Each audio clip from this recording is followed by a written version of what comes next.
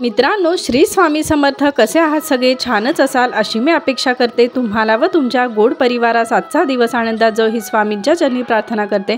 मित्रांनो, रोजच्याप्रमाणे आजचा विषयही खूप महत्त्वाचा आणि खास आहे.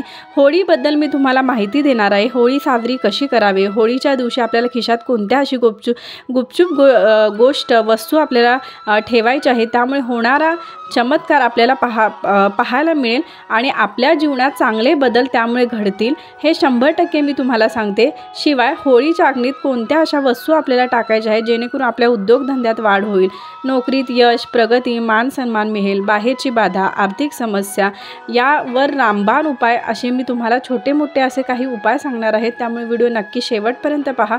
खूप महत्त्वाचे असे उपाय आहेत, याचा 100% फरक पडतोच. त्यामुळे व्हिडिओ नक्की शेवटपर्यंत पहा. कमेंट्समध्ये श्री स्वामी समर्थ लिहायला विसरू नका आणि तुम्ही जर चॅनेलवर माझ्या नवीन असाल तर प्लीज मला सबस्क्राईब करायला विसरू नका. मित्रांनो, फाल्गुन पौर्णिमेला हुताशनी पौर्णिमा असे म्हणतात. या दिवशी साजरा केला जाणारा उत्सव यालाच होळी असे म्हणतात. मित्रांनो, होळी ही 13 मार्च 2025 रोजी गुरुवारी साजरी केली जाणार आहे. मित्रांनो, हिंदू धर्मात होळीला खूप महत्त्व दिले आहे, खूप महत्त्व आहे. तर मित्रांनो, होळी साजरी कशी करायची आहे की या दिवशी अंगणातील थोडी जागा सारून त्याभोवती रांगोळी काढून मध्यभागी शेणाच्या गोवऱ्या, त्यात एरंडाची फांदी ठेवतात, एरंडाचा एक दांडा उभा करतात, त्याचभोवती लाकडे गोवऱ्या रचतात, त्याची पूजा करावी, पुरणपोळीचा नैवेद्य दाखवावा. खेडेगावात सगळे गाव मिळून गोवऱ्या लाकडे गोळा करून सार्वजनिक ठिकाणी होळी करतात, तिची पूजा करतात. नंतर त्याच नारळ अर्पण करून खोबऱ्याच्या वाट्या भाजून प्रसाद वाटतात. आपल्या घरासमोरील प्रत्येकाने मोकळ्या जागेत छोटी होळी पेटवावी.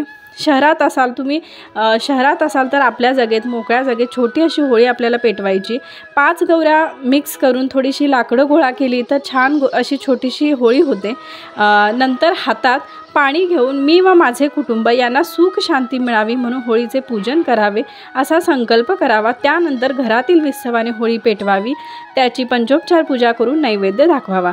तसेच घरात उपद्रव देणाऱ्या कीटकांच्या कणकेच्या आकृत्या करून काही लोक त्या होळीत टाकतात. तर बरेच काही उपाय असे करतात. होळीला 3 प्रदक्षिणा घालाव्यात. होळी या सणाच्या निमित्ताने मनुष्याने आपल्या अंगी असलेले वैगुण्य, दोष, प्रवृत्ती यांची होळी करावी. संपूर्ण वर्षाच्या शेवटी या सर्व गोष्टी सोडून द्याव्यात, या सणाचा हा उद्देश आहे.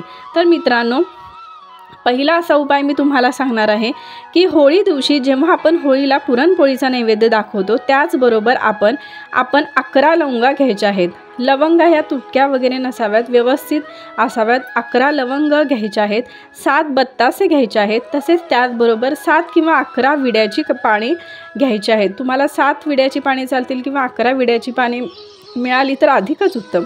आणि 2 चमचे गाईचे तूप व 1 नारळ, हे सर्व आपल्याला होळीमध्ये वाहायचं आहे. तुम्ही होळीत नारळ वाहू शकता किंवा खोबऱ्याची वाटी असेल तर तीही वाहू शकता, काही हरकत नाही. त्यामुळे तुमची शत्रुपीडा, यामुळे होणारे बदल सांगते आपल्या जीवनात की यामुळे आपली शत्रुपीडा, बाहेरची बाधा, अनेक अडचणी दूर होतात. कारण हल्ली बरेच लोक जळणारे खूप असतात किंवा काही लोक तोंडावर गोड बोलतात आणि मागून भांडणे लावतात. अशा बऱ्याच गोष्टी आपल्या बाबतीत घडत असतात. एखादी गोष्ट जर आपली चांगली घडली असेल तर काही लोकांना ते रुचत नाही, तर हा नजरदोष असो. तर या उपायाने हा नजरदोष, शत्रुपीडा, अचानक येणारे संकट दूर जाते. कारण असे शत्रुपीडा, अचानक येणारे संकट हे ह्या गोष्टीमुळेच होते आणि ह्या गोष्टी कशामुळे होतात हे आपल्याला लवकर उमजत नाही, समजत नाही. तर ह्यासाठी हा उपाय खूप 100% फलदायी होतो. तुम्ही नक्की करून पहा. यामुळे मानसिक शांती मिळते, घरात आनंदी वातावरण निर्माण होते. तर दुसरा उपाय असा आहे मित्रांनो, तुमच्या घरात जर बरेच दिवस व्यक्ती जर आजारी असेल, काही केल्या आजाराचे निदान घावतच नसेल किंवा काही व्यक्ती, मुले जर बरी झाले की आजारी पडतात, थोडे बरे झाले की आजारी पडणे, तर अशा व्यक्तीवरून होळी दिवशी संध्याकाळी 1 सोललेला नारळ घ्यावा. त्यावर अष्टगंधाने त्रिशूळ काढून शेंडी त्या व्यक्तीकडे करून श्री स्वामी समर्थ म्हणत त्या व्यक्तीवरून 7 वेळा उतरावे व तो नारळ पेटत्या होळीत आपण टाकायचा आहे. या उपायाचा 100% फरक पडतोच. नक्की करून पहा. कारण आजारी व्यक्तीमध्ये हळूहळू पॉझिटिव्ह बदल घडून येतात. तसेच घराला नजर दोष असेल तर हाच उपाय करा. फक्त मेन दरवाजाच्या बाहेर जाऊन दरवाजाच्या समोर तोंड करून त्या दरवाजाला 7 वेळा श्री स्वामी समर्थ म्हणत उतरून होळीच्या पेटत्या अग्नीत टाकावा. आपल्या घराचा नजर दोष निघून जातो, घरावरील नजर दोष ताबडतोब निघून जातो, हे मी 100% सांगते.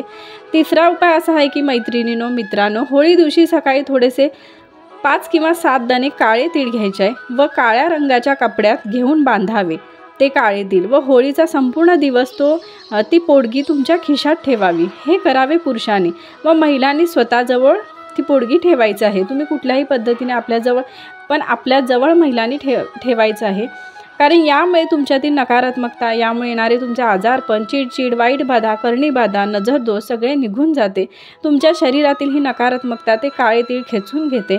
दिवसभर होळी दिवशी हे तुम्हाला जवळ ठेवायचं आहे व संध्याकाळी होळी पेटवल्यानंतर होळीत ती पोडगी टाकायची, म्हणजे तुमच्या नकारात्मकतेचा अंत होईल व तुमच्या शरीरात पॉझिटिव्ह एनर्जी निर्माण होते। तुमचे मन हळूहळू आनंदी होऊ लागते।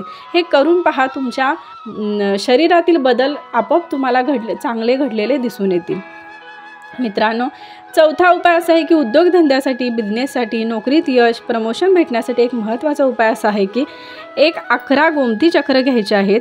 गोमती चक्र जर तुम्हाला माहीत नसेल तर जिथे देवांच्या वस्तू भेटतात, धार्मिक दुकाने असतात, तिथे तुम्हाला सहज मिळून जाईल। खूप काही महाग नाही, तर अशी ही 11 गोमती चक्र घ्यायची आहेत व होळी दिवशी संध्याकाळी महादेवांच्या मंदिरात जाऊन प्रदोषकाळी गेलात तरी चालेल। प्रदोषकाळ ही महादेवांची आवडती वेळ आहे, ती अधिकच उत्तम। 4:30 ते 6:30 ही वेळ आहे।